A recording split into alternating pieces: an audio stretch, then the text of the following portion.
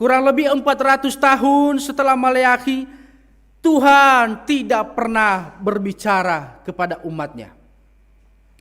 Kurang lebih 400 tahun Tuhan tidak pernah menyampaikan firman-Nya kepada Israel. Israel hidup di abad ke-8. Israel hidup di bawah kekuasaan negara-negara hari itu. Yunani menjadi negara terhebat saat itu. Baru muncullah Roma yang mengalahkan Yunani dan memperbudak bangsa Israel.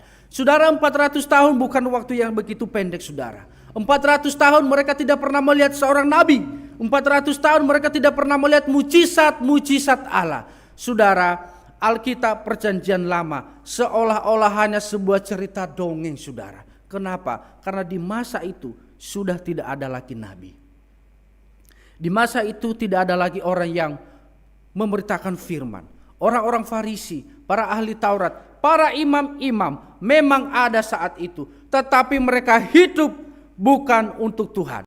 Tetapi mereka hidup untuk diri mereka sendiri. Saudara, barulah tiba saatnya ketika Yohanes Pembaptis muncul, saudara. Yohanes Pembaptis muncul dan berteriak, "Bertobatlah, sebab kerajaan Allah sudah dekat." Israel dipulihkan kembali. Mereka datang, mereka memberi diri dibaptis untuk menyambut Sang Mesias. Saudara, ketika pertama sekali Yohanes memberitakan firman, orang Israel begitu banyak kaget, saudara.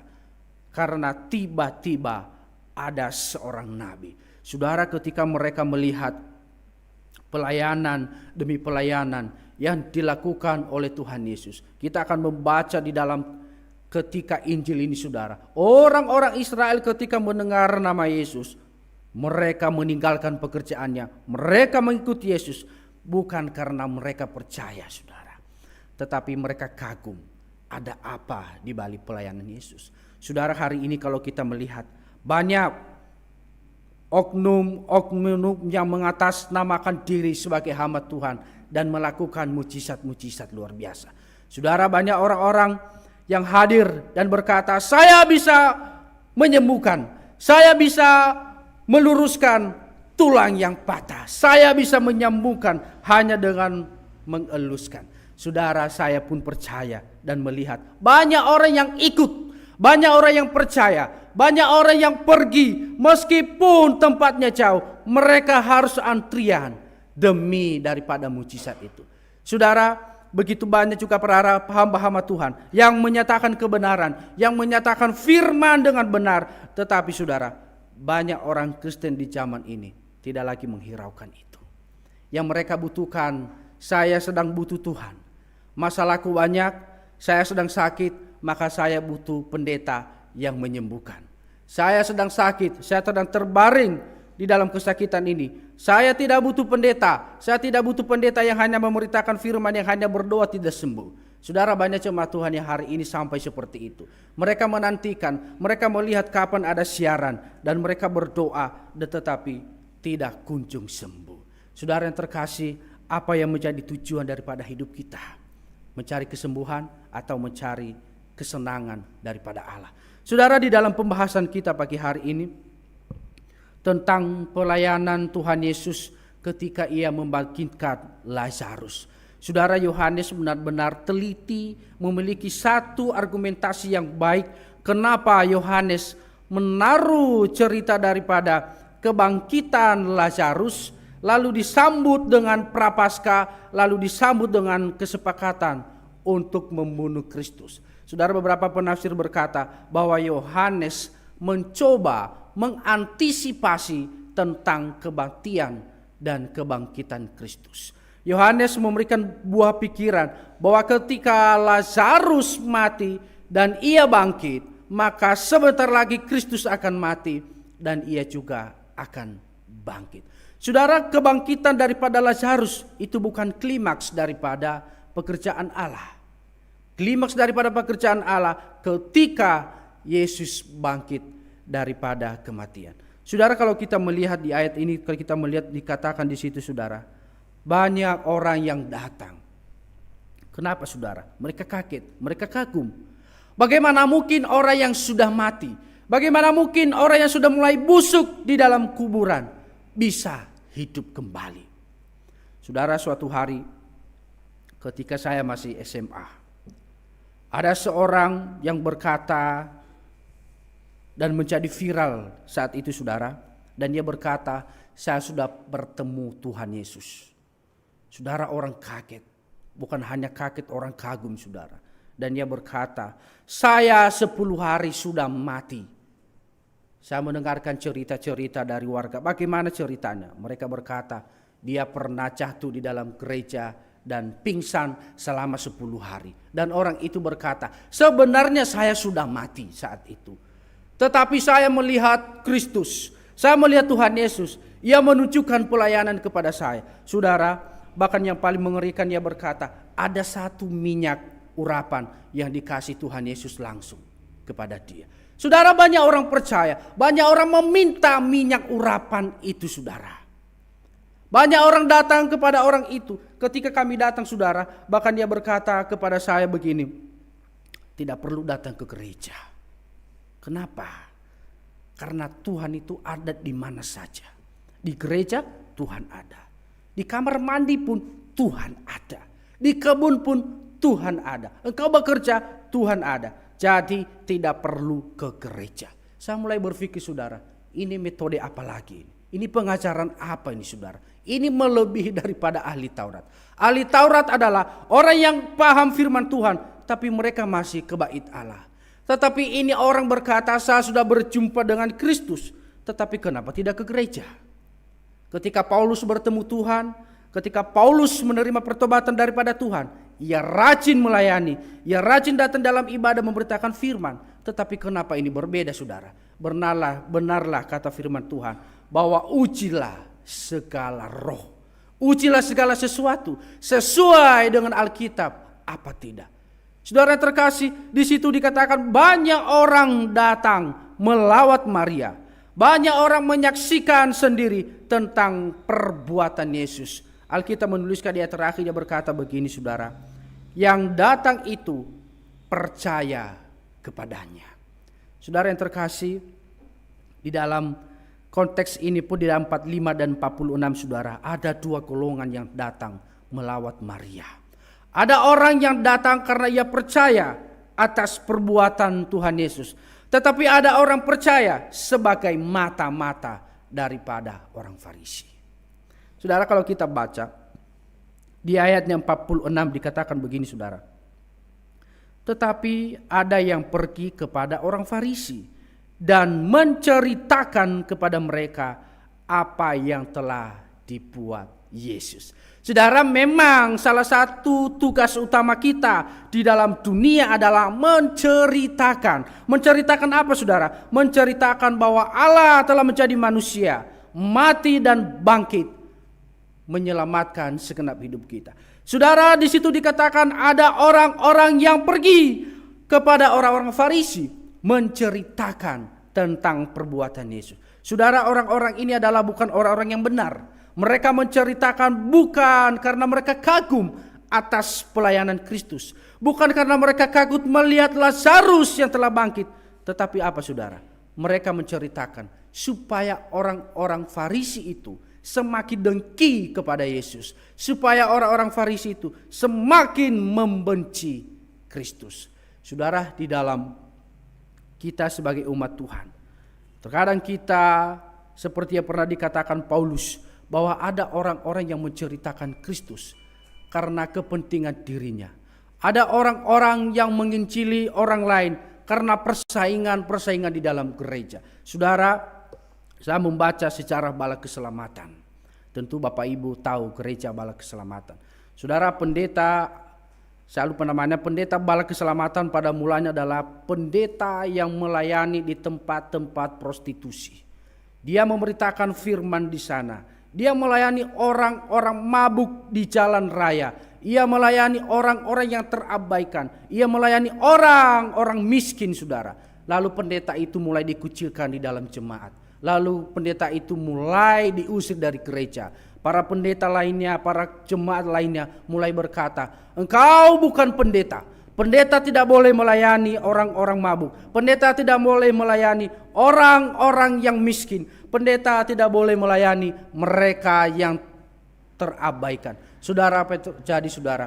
Pendeta itu keluar daripada gereja itu dan ia hidup melayani mereka yang terabaikan, yang mabuk-mabuk.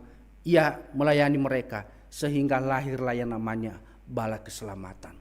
Kalau kita melihat bala keselamatan hari ini saudara, satu aliran gereja yang begitu giat mendirikan rumah sakit, mendirikan sekolah. Mereka fokus di dalam misi kemanusiaan. Saudara yang terkasih, seringkali kita melihat pelayanan Tuhan. Ketika kita melihat saudara-saudara kita melayani Tuhan, terjadi iri hati di dalam diri kita. Terjadi rasa benci di dalam diri kita. Kenapa bukan saya yang dipakai Tuhan? Saudara yang terkasih, ketika engkau melihat saudaramu melayani dan engkau berkata, kenapa bukan aku dipakai Tuhan? Maka engkau harus datang kepada Tuhan, mengoreksi diri, kenapa bukan engkau yang dipakai Tuhan? Terkadang di dalam diri kita bukan mengoreksi diri, tetapi malah benci seperti orang-orang Farisi. Bukan mengoreksi diri, kenapa banyak orang percaya pada Yesus, justru mereka membenci bagaimana Kristus supaya mati saudara.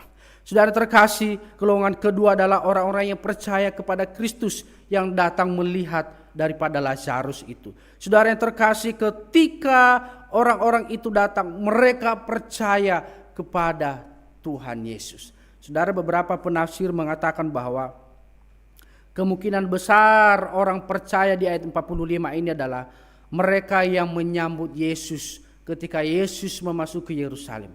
Kita melihat satu pembahasan firman Tuhan yang pernah disampaikan Pak Gembala beberapa minggu yang lalu ketika Yesus disambut oleh bangsa Israel ketika ia memasuki Yerusalem. Beberapa penafsir berkata kemungkinan besar orang-orang itu adalah orang-orang yang sungguh-sungguh percaya kepada Yesus. Tetapi orang-orang yang berteriak berkata ketika di hadapan Pilatus, salibkan dia. Banyak orang berkata itu bukan orang-orang yang percaya kepada Yesus, tetapi itu adalah orang-orang yang dikumpulkan oleh orang-orang Farisi supaya mereka satu suara untuk membunuh Tuhan Yesus. Saudara terkasih, di situ kita melihat bahwa orang yang datang kepada Tuhan, orang yang datang ke dalam gereja pun ada orang-orang yang tidak sungguh-sungguh percaya. Mereka seolah-olah rajin beribadah, mereka seolah-olah menunjukkan kerohanian yang luar biasa, tetapi mereka penyakit di dalam gereja. Itulah orang-orang Farisi di dalam Alkitab saudara. Kalau kita melihat ketika para imam mendengarkan hal itu saudara, di ayat 47 dikatakan begini. Lalu para imam-imam kepala dan orang-orang Farisi memanggil mahkamah agama untuk berkumpul dan mereka berkata, apakah yang harus kita perbuat? Sebab orang itu berbuat banyak mujizat. Apabila kita biarkan dia, maka semua orang akan percaya kepadanya. Dan orang-orang Roma akan datang dan akan merampas tempat suci kita serta bangsa kita. Saudara, ketika para imam, orang Farisi, para ahli Taurat mendengar bahwa semakin banyak orang yang percaya kepada Yesus, saudara, mereka bukan bersyukur, mereka bukan senang, tetapi mereka iri hati. Mereka berkata, apa yang harus kita lakukan? Saudara, mengerikan bukan? Kalau mereka memikirkan apa yang harus kita lakukan supaya pelayanan Yesus semakin tersiar, baik saudara. Tetapi yang mereka lakukan, mereka berkata, apa yang harus kita perbuat?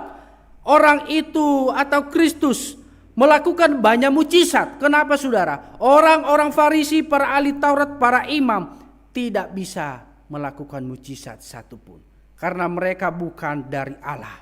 Mereka bukan orang-orang yang dipakai Allah, tetapi mereka orang yang mengaku dipakai oleh Allah. Saudara, mereka memanggil mahkamah agama dan berkata, apabila kita biarkan dia, maka semakin banyak orang yang percaya kepada dia.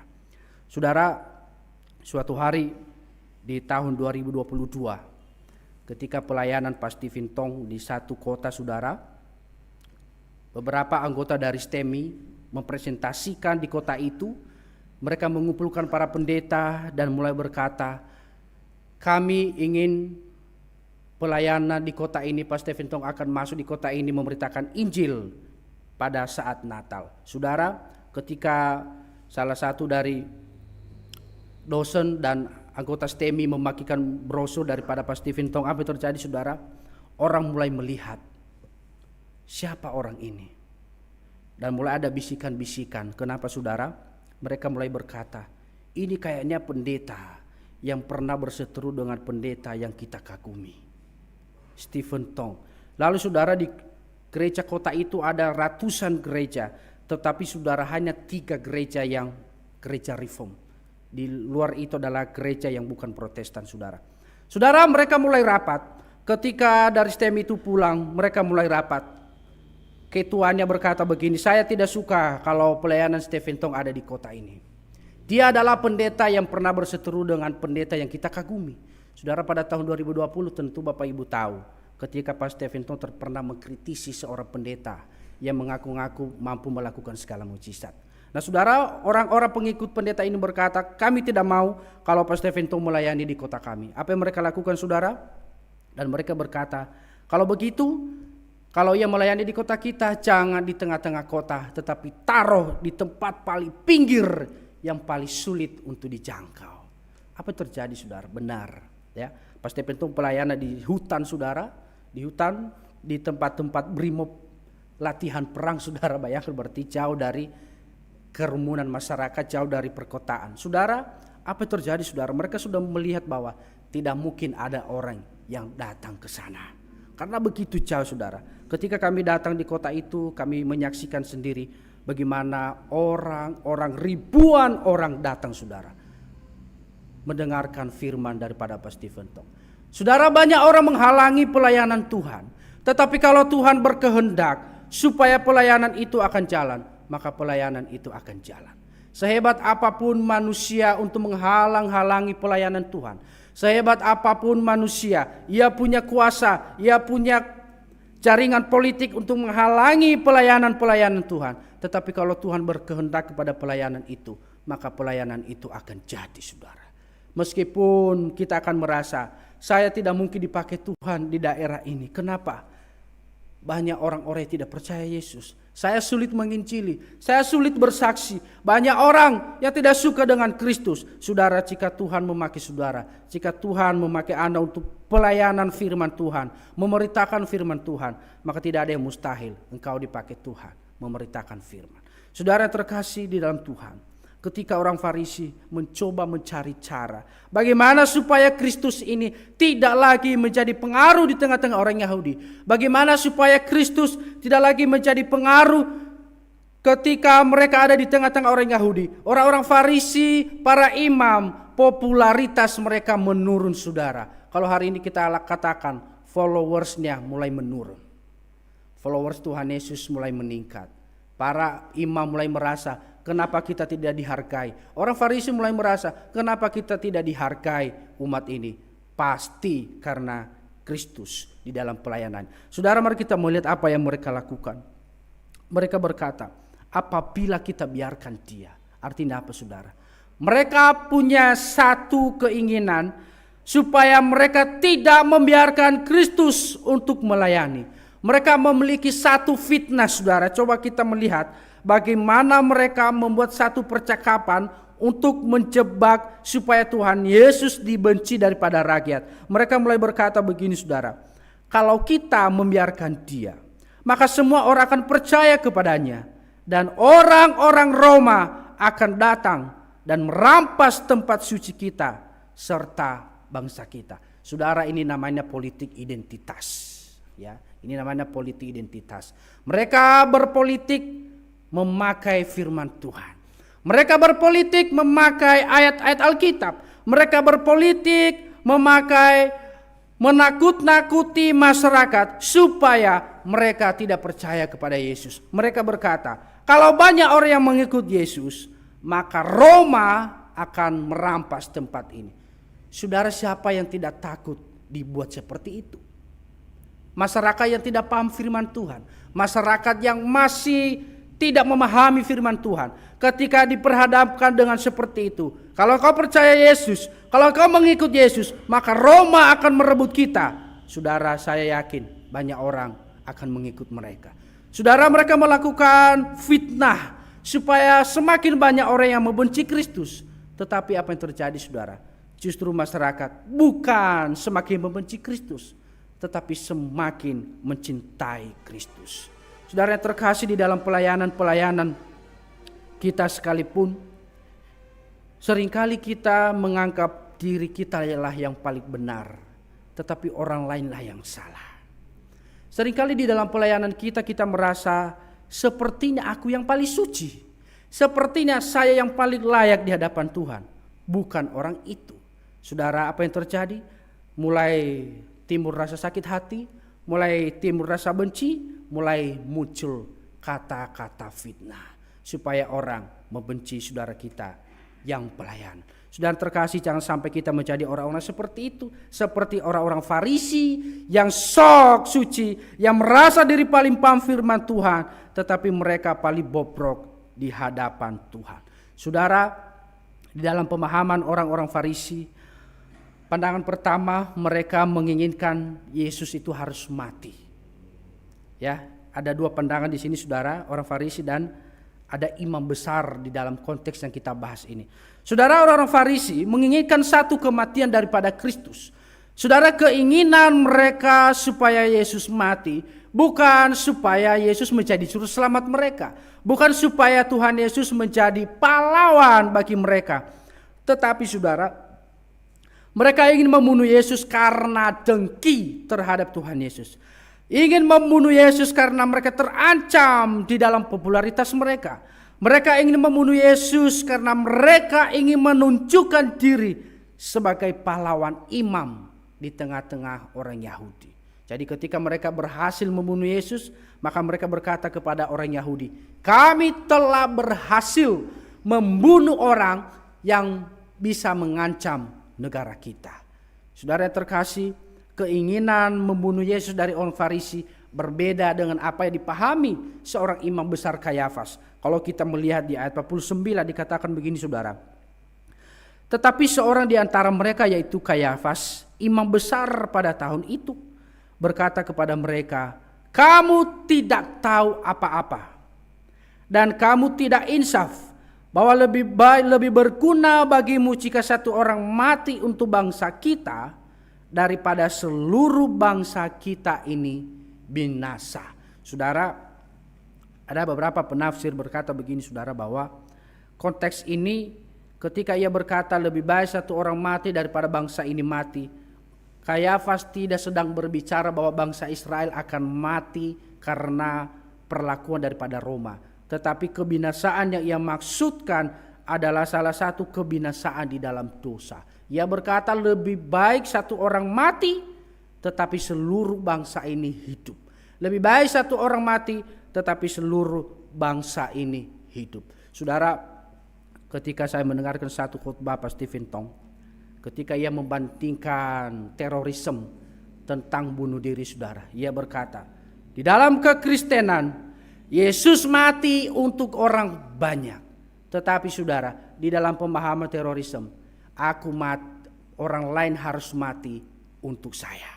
Berbeda saudara. Kristus berkata, aku mati supaya banyak orang yang percaya, banyak orang yang selamat. Tetapi saudara, pemahaman orang-orang teroris berkata, engkau harus mati, kalian harus mati untuk saya. Saudara terkasih, begitu bengisnya orang-orang yang memiliki pemahaman seperti itu saudara. Firman Tuhan Yesus datang mati bukan untuk dirinya. Ia mati bukan supaya ia selamat, ia mati supaya kita selamat. Saudara terkasih, tujuan daripada kematian Kristus dikatakan di ayat 51 dan 52 dikatakan begini saudara. Hal itu dikatakannya bukan dari dirinya sendiri dalam Kayafas tadi, tetapi sebagai imam besar pada tahun itu. Ia bernubuat bahwa Yesus akan mati untuk bangsa itu, dan bukan untuk bangsa itu saja, tetapi juga untuk mengumpulkan dan mempersatukan anak-anak Allah yang tercerai berai. Saudara, kematian Kristus itu menyatukan setiap kita. Saudara, ketika di dalam Lukas pasal 23 ayat 12, kita melihat dua sosok pemimpin saat itu adalah Herodes dan Pilatus. Herodes dan Pilatus adalah dua pribadi yang saling bermusuhan saudara. Tetapi pada saat Tuhan Yesus, ketika Tuhan Yesus dihadapkan kepada Pilatus, lalu Pilatus bertanya, ini orang dari mana?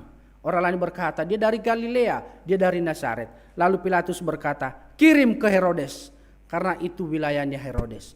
Saudara, ketika Herodes memeriksa Tuhan Yesus dan dia bertanya, memberikan beberapa pertanyaan kepada Tuhan Yesus, dan Herodes pun berkata, saya tidak mendapatkan kesalahan dari orang ini. Saya tidak mendapatkan ada satu celah yang dilakukan orang ini, yang dilakukan Tuhan Yesus. Lalu Herodes berkata, kirim dia ke Pilatus. Saudara, di dalam Lukas pasal 23 ayat 12, Alkitab menuliskan, mulai pada hari itu Herodes dan Pilatus bersahabat. Saudara, bagian dari penderitaan Kristus yang tadinya bermusuhan, akhirnya bersahabat karena Kristus. Saudara, Kayafas menubuatkan bahwa kematian daripada Yesus, kematian daripada Kristus adalah untuk mengumpulkan, mempersatukan anak-anak Allah yang telah tercerai-berai. Ketika Tuhan Yesus memasuki Yerusalem, saudara, Tuhan Yesus menangis. Tuhan Yesus ketika ia melihat Yerusalem, ia menangis dan dia berkata, hai engkau Yerusalem, sudah berapa kali aku mengumpulkan engkau, sudah berapa kali aku mengumpulkan engkau, tetapi engkau seperti anak ayam yang tidak punya induk. Saudara, bayangkan anak ayam tidak punya induk, mereka tidak tahu harus kemana. Itulah bangsa Israel. Ketika Tuhan datang kepada mereka, mereka tolak. Ketika Tuhan memimpin mereka, mereka tolak. Di zaman Samuel mereka tolak kepemimpinan Tuhan. Mereka berkata, kami tidak mau dipimpin Tuhan, kami mau dipimpin seorang manusia. Saudara, begitu mengerikan ketika manusia merasa diri paling hebat, merasa diri paling bisa. Dia tidak perlu pertolongan Tuhan, tetapi ia ingin ditolong oleh dirinya sendiri. Itulah dikatakan Yeremia, saudara, terkutuklah orang yang mengandalkan manusia.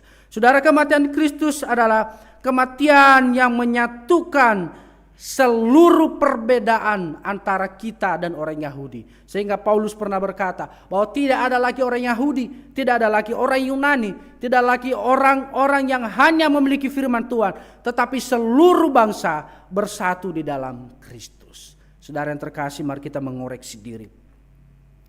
Seringkali di dalam gereja Tuhan itu terjadi perpecahan. Saudara, perpecahan itu terjadi bukan karena firman Tuhan. Perpecahan terjadi di dalam gereja adalah ketika ego lebih tinggi daripada kerendahan hati. Saudara, kalau kita melihat gereja-gereja hari ini, gereja pecah, ia membuat yang baru. Gereja pecah, ada masalah di dalam gereja, ia keluar dari gereja. Ketika saya pernah bercerita dengan satu pendeta, saudara, dan dia berkata kepada saya, hari ini kalau ada jemaat yang berbuat salah, berbuat dosa, sulit menegur. Loh, kenapa Pak Pendeta? Kalau di zaman dulu, kalau kita mengekskomunikasi jemaat itu masih bisa. Kalau ada jemaat berbuat dosa, berbuat salah, tidak mau bertobat, kita bisa katakan, mulai minggu depan jangan datang dulu ibadah. Kau harus perlu bimbingan supaya kau menyadari dirimu kamu berdosa. Di zaman dulu masih bisa dilakukan, saudara. Tetapi di zaman sekarang beda, saudara. Ketika khotbahnya Pak Pendetanya khotbah, hamba Tuhan khotbah, ia tersinggung, minggu depan hilang, ada di gereja lain, mencari gereja lain. Pindah lagi, saudara, tersinggung lagi khotbah, pindah lagi di gereja lain. Saudara, itulah jemaat hari ini. Itu juga lah gereja hari ini. Gereja hari ini, saudara, bukan bersaing bagaimana supaya penginjilan itu terus tersebar di mana-mana. Bukan supaya Injil itu supaya makin banyak orang yang percaya kepada Yesus. Bukan, saudara. Tetapi mari kita melihat kalau bagaimana fenomena gereja di kota-kota besar, saudara. Di mall ada gereja. Di ruko-ruko tiba-tiba ada gereja. Saudara, tidak ada jemaat, ada gereja. Lalu apa yang terjadi, saudara? Mereka mencari jemaat-jemaat Tuhan dimanapun mereka berada. Mereka mulai menawarkan, kalau engkau ke gerejaku, engkau diberkati Tuhan 10 kali lipat. Yang gereja lain berkata, oh tidak, kalau gerejaku 20 kali lipat. Yang satu berkata, oh kamu masih kecil, saya 50 kali lipat. Saudara, mulai jemaat mulai berkata, sepertinya ini lebih enak. Apa yang terjadi saudara? Banyak orang pindah gereja. Bukan karena mereka mau mencari Tuhan. Bukan karena mereka taat kepada firman. Mereka mau datang ke gereja. Supaya hati mereka disenang. Supaya hati mereka disenangkan oleh orang-orang yang mengatasnamakan diri sebagai hamba Tuhan. Saudara, suatu hari satu tempat gereja saudara, di tempat itu ada daerah prostitusi saudara. Dan yang paling mengerikan, ada anak-anak Tuhan, anak-anak gadis sebagai orang-orang yang ada di dalam prostitusi itu saudara. Apa yang mereka lakukan saudara? Suatu hari ada seorang anak Tuhan. Dia adalah seorang PSK saudara. Lalu setelah itu dia datang ke gereja. Di gereja itu dia ditolak. Saudara, ketika ia masuk di dalam gereja, ada orang kaya mendatangi gembalanya. Pak Pendeta, kalau engkau menerima sekali lagi perempuan itu, maka saya keluar dari gereja ini. Saudara, pendetanya mau apain? Pendetanya mulai berpikir, wah ini orang kaya, ini beda saudara. Ya, pusing pendetanya. Dia menerima orang berdosa, orang yang merasa suci berkata saya keluar. Saudara, apa terjadi saudara? Mereka mengambil kesimpulan, mereka harus mengusir perempuan itu. Ketika ada anak-anak Tuhan yang mau datang, mereka mencari Tuhan. Mereka mau insaf di dalam dosa-dosa mereka. Mereka ditolak. Saudara, gereja bukan lagi tempat orang mencari Tuhan, tetapi gereja menjadi bisnis orang-orang yang menjual Kristus. Itulah gereja hari ini saudara. Kalau kita tidak mengoreksi diri kita, kalau kita tidak melihat fenomena ini saudara, maka kita seringkali terjebak di dalam kenyamanan kita. Kita akan mulai berkata saya yang paling benar, dia yang paling berdosa. Itulah orang-orang Farisi. Dan orang Farisi di zaman ini saudara begitu banyak. Orang Farisi di zaman ini begitu banyak saudara. Di dalam jemaat-jemaat Tuhan pun ada orang-orang Farisi zaman now. Saudara, yang mereka perhatikan bukan firman Tuhan, tetapi apa yang salah ketika hamba Tuhannya berkhotbah. Apa yang salah dari orang itu? Apa yang salah dari para pelayan ini? Lalu itulah yang diangkat menjadi cerita-cerita di dalam gereja. Saudara, marilah kita mengoreksi diri di dalam Tuhan ini. Mengikut Tuhan itu memang harus menderita. Mengikut Tuhan itu memang harus menderita, menahan diri dari segala hal. Jangan sampai kita seperti orang-orang Farisi yang tahu firman Tuhan, tetapi kita menutup diri untuk menerima kebenaran Tuhan. Saudara, jadilah orang-orang yang menyatukan gereja. Jadilah orang-orang yang menyatukan hati di dalam pelayanan. Jadilah orang-orang yang punya hati, yang mempunyai kerendahan hati, yang punya keinginan memikirkan bagaimana pelayanan-pelayanan di dalam gereja Tuhan ini semakin maju. Bagaimana supaya gereja ini semakin menjadi berkat bagi orang lain. Jangan jadi orang yang memecah gereja. Jadilah orang yang sudah menerima Kristus yang menyatukan kita. Pilatus dan Herodes, orang yang tidak percaya Tuhan, tetapi mereka bersatu, mereka bersahabat karena Yesus. Masa kita yang sudah percaya hari ini, seringkali kita menjadi pembenci sesama, padahal kita sudah percaya Kristus. Kiranya firman Tuhan memberkati kita, Tuhan yang memberkati kita semua. Mari kita berdoa.